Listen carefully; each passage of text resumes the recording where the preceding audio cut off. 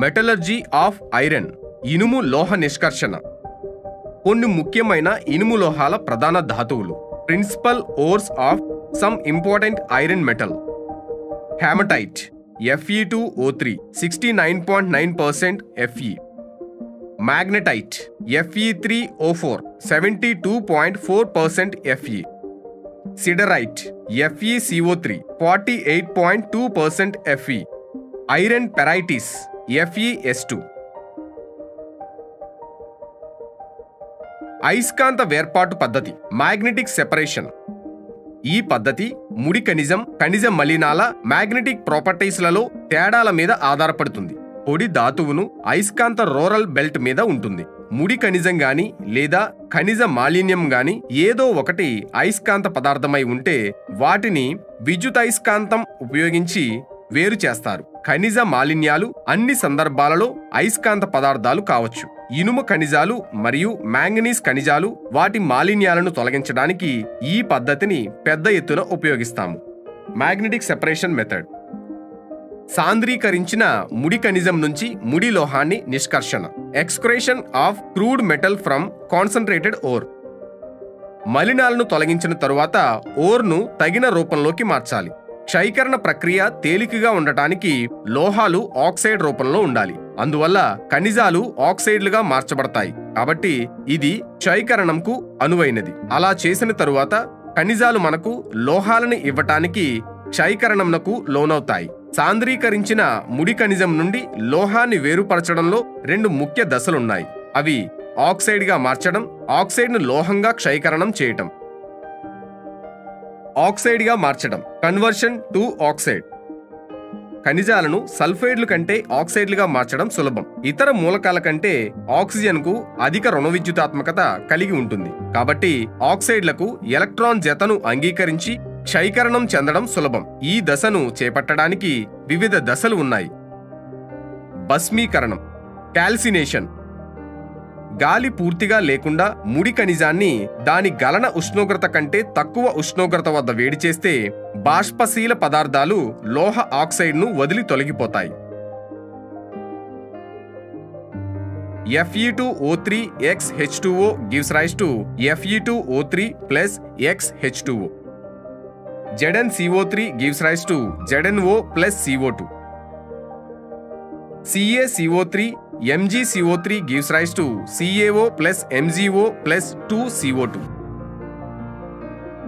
భర్జనం, roasting.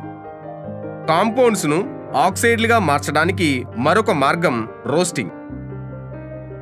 కొలిమిలో వేడి గాలిని క్రమం తప్పకుండా సరఫరా చేయడంతో ఓర్ వేడి చేస్తే లోహ నిష్కర్షణ జరుగుతుంది. జింక్, లెడ్ మరియు కాపర్ వంటి మూలకాల సల్ఫైడ్ ఖనిజాలను ఈ పద్ధతిని ఉపయోగించి చర్య జరుపుతారు. 2Zns plus 3O2 gives rise to 2ZnO plus 2SO2. 2PbS plus 3O2 gives rise to 2PbO plus 2SO2. 2Cu2S plus 3O2 gives rise to 2Cu2O plus 2SO2. Reverberatory కొలిమిలో కాపర్ సల్ఫైడ్ ముడి ఖనిజాన్ని వేరు చేస్తారు. ముడి ఖనిజంలో ఐరన్ ఆక్సైడ్ ఉన్నట్లయితే సిలికాతో కలిపి భర్జనం చేస్తారు. Iron oxide iron సిలికేట్గా మారుతుంది. దీనిని లోహమలం అంటారు. FeO plus SiO2 gives rise to FeSiO3. Iron oxides నుంచి ఐరన్ నిష్కర్షణ.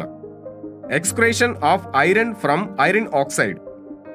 భస్మీకరణం ఆర్ భర్జనం ద్వారా సాంద్రీకరించడం ప్రారంభమవుతుంది. సాంద్రీకరణ నీరు మరియు సల్ఫైడ్లను ఆక్సీకరణం చేయటానికి కార్బొనేట్లు వంటి అస్థిర మలినాలను తొలగిస్తుంది. సాంద్రీకృత ధాతువును సున్నపు రాయి CaCO3 మరియు బొగ్గుతో కలిపి బ్లాస్ట్ కొలిమిలోకి పైనుంచి పంపుతారు. ఇక్కడ ఆక్సైడ్ లోహంగా క్షయీకరణం చెందుతుంది. ఇది స్లాగ్ వంటి వ్యర్థ పదార్థాల నుండి ఉపయోగకరమైన భాగాలను వేరు చేయటానికి సహాయపడుతుంది. FeO plus C gives rise to Fe plus CO. Blast కొలిమి సాంద్రీకరించిన ధాతువు రసాయనికంగా దాని ద్రవలోహ స్థితికి క్షయీకరణ చేస్తుంది. కొలిమి అడుగు భాగం నుండి వేడి గాలిని పంపుతారు. ఖనిజం, సున్నపురాయి, కోక్ చూర్ణం చేసి కలిపి హ్యాపర్ పై నుంచి పంపుతారు. క్రింది భాగంలోనే దాదాపు 2000 కెల్విన్ ఉష్ణోగ్రత ఉండేటట్లు కోక్ను మండిస్తారు. ఈ పద్ధతికి కావలసిన ఎక్కువ ఉష్ణోగ్రత బొగ్గు మండించడం ద్వారా అందిస్తారు.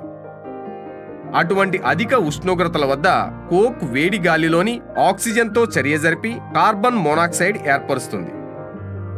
కార్బన్ మోనాక్సైడ్ ఉష్ణ కొలిమి పైభాగంలో చేరుతాయి మరియు పైనుంచి క్రిందికి వచ్చే ముడి పదార్థంతో కలుస్తుంది.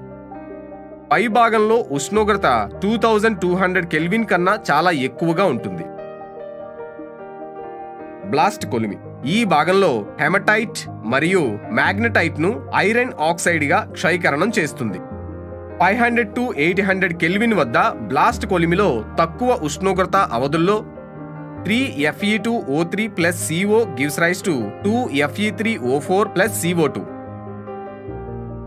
Fe3O4 plus 4CO gives rise to 3Fe plus 4CO2. Fe3O3 plus CO gives rise to 2FeO plus CO2. 900 to 1500 kelvin వద్ద బ్లాస్ట్ కొలిమిలో ఎక్కువ ఉష్ణోగ్రత అవధి C plus CO2 gives rise to 2CO. FeO plus CO gives rise to Fe plus CO2. సున్నపురాయి కూడా CaO విఘటనం చెంది ఓర్లోని silicate మలినాన్ని CaSiO3 లోహమలం రూపంలో తొలగిస్తుంది. కరిగిన ఇనుము నుండి దీన్ని సులభంగా వేరు చేయవచ్చు. బ్లాస్ట్ కొలిమిలో తయారైన ఇనుములో కార్బన్ 3 to 4% మరియు సల్ఫర్, సిలికాన్ వంటి అనేక ఇతర మలినాలను కలిగి ఉంటుంది. దీనిని పిగ్ ఐరన్ అంటారు. ఇది కఠినమైనది కానీ పెలుసైన లోహం మరియు మలినాలు దాని బలాన్ని తీవ్రంగా దెబ్బతీస్తాయి.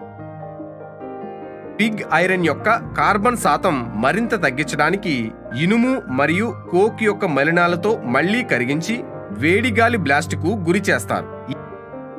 ఈ రకమైన ఇనుమును పోత ఇనుము, కాస్ట్ ఐరన్ అని పిలుస్తారు మరియు కార్బన్ శాతం 2 to 3% ఉంటుంది. ఇది పిగ్ ఐరన్ కన్నా కఠినమైనది. హెమటైట్ మార్దవ ఇనుములోని కార్బన్తో చర్య జరిపి శుద్ధమైన ఇనుము మరియు కార్బన్ మోనాక్సైడ్ వాయువును ఇస్తుంది. Fe2O3 plus 3C gives rise to 2Fe plus 3CO. సున్నపురాయిని ద్రవకారిగా కలుపుతారు. సల్ఫర్, సిలికాన్, ఫాస్ఫరస్ ఆక్సీకరణం చెంది లోహమలంలో చేరతాయి. రోలర్స్ మీదుగా పంపించి లోహాన్ని లోహమలం నుంచి వేరుపరుస్తారు. Uses of iron. ఐరన్ ఉపయోగాలు: కార్బన్, స్టీల్ వంటి మిశ్రమ steels, nickel, chromium, vanadium, tungsten మరియు మ్యాంగనీస్ వంటి సంకలితాలతో తయారు చేయడానికి ఇనుము ఉపయోగించబడుతుంది. పోత ఇనుము స్టవ్లు, రైలు బోగీలు, గట్టర్ పైపులు, బొమ్మలను పోతవేయడంలో వాడతారు. అమోనియాను ఉత్పత్తి చేయడానికి హ్యాబర్ పద్ధతిలో ఇనుము ఉత్ప్రేరకాలను ఉపయోగిస్తారు. ఉక్కు తయారీలో కూడా ఇనుము ఉపయోగించబడుతుంది. సైకిల్స్, ఆటోమొబైల్స్, పాత్రలు, పెన్స్ మొదలైన వాటిలో స్టెయిన్లెస్ స్టీల్ ను వాడతారు. Cables, automobile parts, aeroplane parts, లోలకం, కొలత టేపుల తయారీలో నికెల్ స్టీల్ ను ఉపయోగిస్తారు.